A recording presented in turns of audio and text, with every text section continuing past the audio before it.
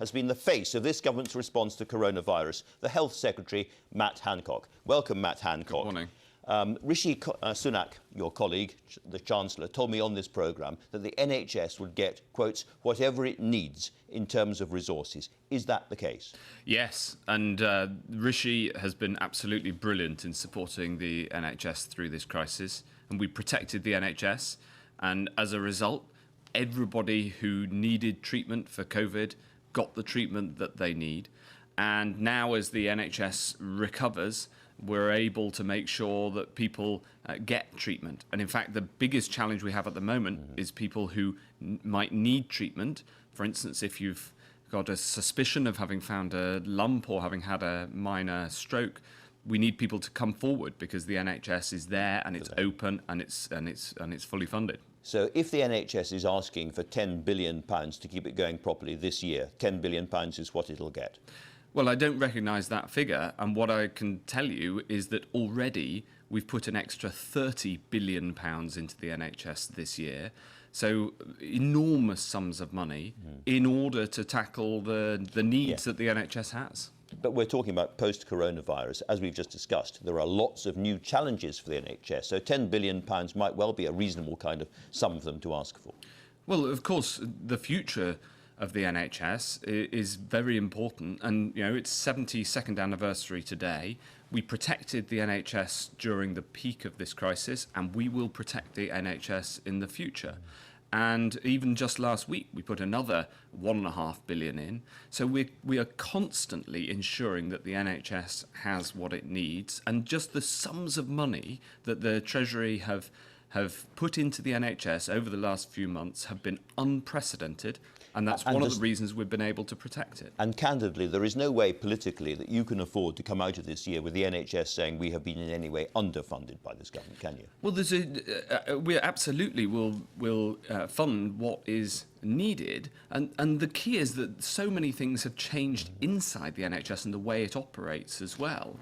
Go ahead. Let me ask you, you're mentioning there people who have had COVID or suspect they've had COVID. Now, a lot of those people seem to have very, very severe after effects and will need a lot of rehabilitation. Do you have any idea the scale of that? Well, it's very difficult to know the exact scale. This is a really serious problem for a minority of people who've had COVID. Thankfully, not me. But some people have long-term effects that look like a post-viral fatigue syndrome. And so we're putting in money into research, £8 million research, and the NHS is also putting together a support package for people who have post-viral fatigue syndrome from COVID. So this is a really important area to get right. It's one example of the sorts of things that we're going to have to change in the NHS post-COVID.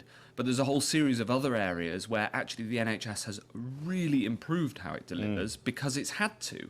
So for instance, around half of people who go to their GP now do that on video conference or by phone. This is better for them and better for the GP. Change going forward. That mustn't go back. Same goes for outpatients. And then with accident and emergency, of course, people who really need it are going, but far fewer people are going with very minor ailments to A&E, and that's a good and important change as well.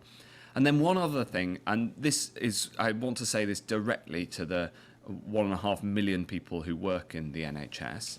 You know, they have shown incredible ingenuity and flexibility, and we removed a whole load of the law. So you're going to give them a pay rise? Well, we removed a whole load of the rules and the bureaucracy that has held back individual changes and individual intuition being used on the front line, and we're going to keep it that way. And that working culture where people are more collaborative, and instead of this atomised system that we've had in the law in the past, that has got to change, and the people on the front line have done so much to work in a very flexible way. Let me ask you about the people on the front line directly, because all their unions, they're saying they deserve a proper pay rise this year in recognition for the extraordinary work they've done. Do you agree with that? Well, the good news is that there's already an agreed pay rise. I think they're looking for more than that. Well, so we will absolutely ensure that we recognise the work that frontline staff in the NHS have done, And the other thing that I want to bottle from this crisis is the freedom and flexibility that the front line has had to get on with its, using its professional judgment. I still want to stick with pay, however. Is it right that nurses are paid £25,000 a year? Do you want to see pay for nurses, doctors, clinical staff and auxiliary staff in the NHS going up in real terms this year? Well, of course I want to see people properly rewarded, absolutely. OK, let's turn to the current problem at Leicester. Now, we read that Leicester's got a lot of textile and garment factories, some of them paying very, very low wages, some of them almost in a kind of shadow economy, and that seems to be where the trouble in Leicester started. Is that your understanding, and is that why Leicester was quite slow to stop this spread? Well, I'm very worried about the employment practices in some factories in Leicester. We've absolutely got to stop this spread of the virus. That's why I took the very specific quite serious measures in Leicester as a whole to stop the spread. Infections in Leicester were running at 3 times the rate of the next highest city. Now, in stopping that, the first priority is stopping the virus, but there are clearly also some other problems under the radar that have been under the radar in the past in Leicester that need action.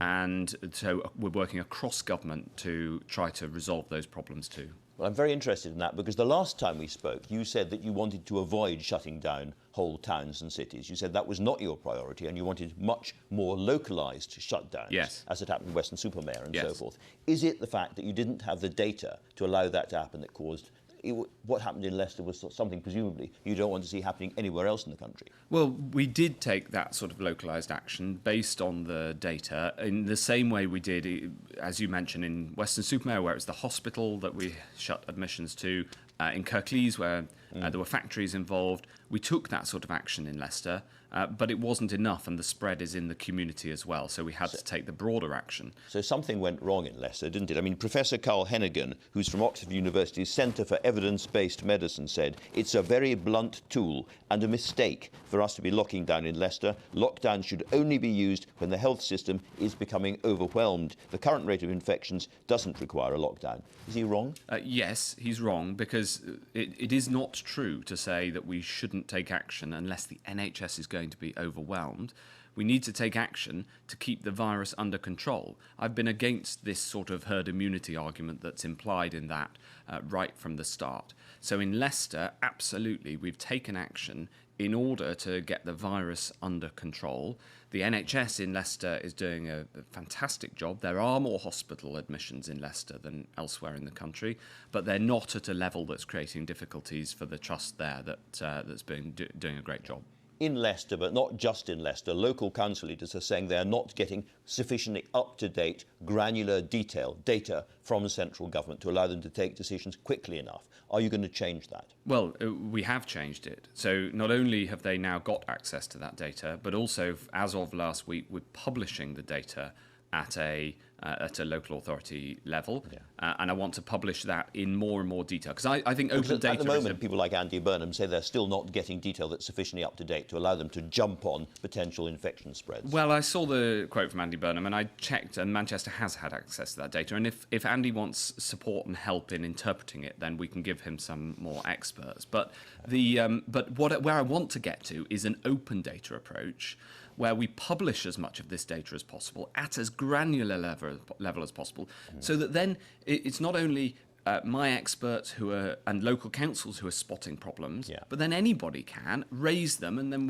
we can take a look at that. So I want to take as open approach as possible to this. But isn't it the case that all of this kind of stuff should be dealt with by track and trace? And at the moment, our track and trace system is simply not working effectively enough to allow that to happen. No, that's completely wrong. Well, and it's completely wrong. Let me tell you why. Because firstly, the turnaround speed of the testing, which is critical, is radically improving, and I want to thank the team for what they're doing on that. And then in terms of the proportion of people who we managed to get to, they're getting to a very high proportion of the people for whom we have the details. The biggest challenge in test and trace, the biggest challenge is the proportion of people who have the disease but don't have symptoms. And finding them is really genuinely hard.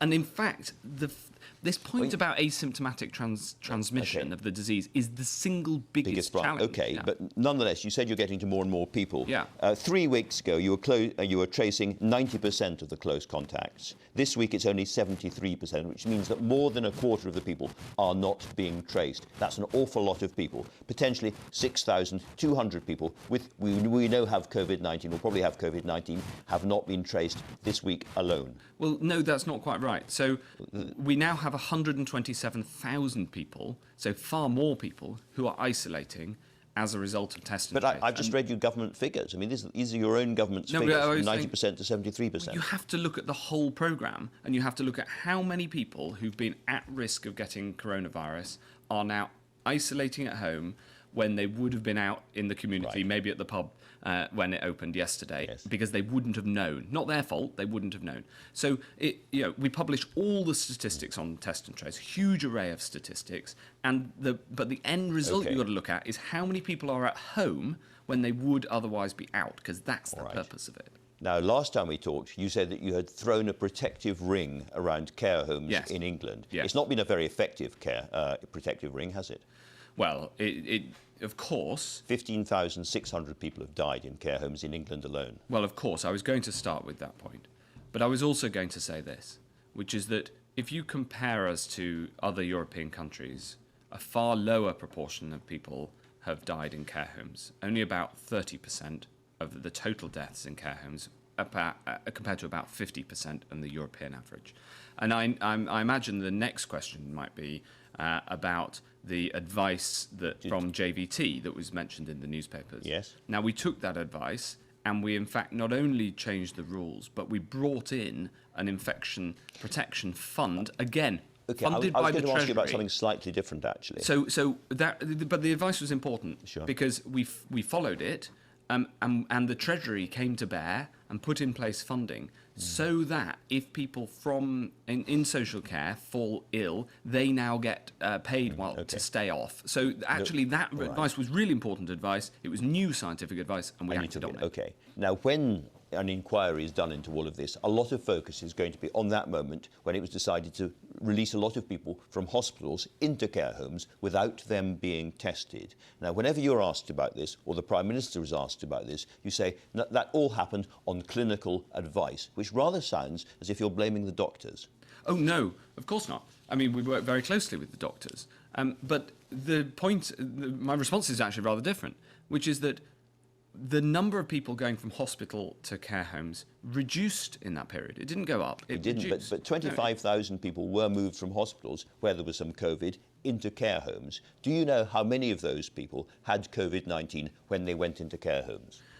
No, we didn't, because at that point... You didn't test, you didn't know. Well, no, it comes back to this point about asymptomatic transmission. At that point, it was not known about the asymptomatic transmission of this disease. Really? Because no other coronavirus transmits asymptomatically, is my understanding. And this point about asymptomatic transmission was something that the whole world was learning about in that period, but we did not know about. With hindsight, you would presumably have wanted those people to be tested before they went into care homes. Look, hindsight's very easy, I know that, but with hindsight, nonetheless, that was a mistake. The number of people who went from hospital into care homes fell during that period, and therefore we got more people, we supported more people to go home and get the support they needed at home rather than into hospital. One more thing to ask you about. In Scotland, grandparents can now hug their grandchildren outside. In England, they can't. I've just been up to Scotland last week, and it's very obvious in Scotland, people are taking this much more cautiously. The lockdown has gone on for longer. It was released much more cautiously. People are behaving in a sort of more ginger, cautious fashion in Scotland. Now, if you had done what Nicola Sturgeon has done, maybe grandparents in England would be able to hug their grandchildren now. Well, the truth about what's happened in Scotland is that they've done almost exactly the same things as we've done in England at almost exactly the same time. No, the lockdown is tougher in Scotland. I've been there, and it is tougher. Well, it's interesting because we also track movements, and the amount of movement that there is in Scotland, for instance, on the roads, did go down further, but then has come up and is now higher than in England. So I just just query the narrative that you and Nicola Sturgeon are setting there. Actually, the whole UK went into lockdown essentially together and is coming out essentially together, and the difference of a few days makes very little difference. So I'd look at the substance of what's happening rather than necessarily what the First Minister always says. All right, Matt Hancock, thanks very, very much indeed for talking to us today. And now look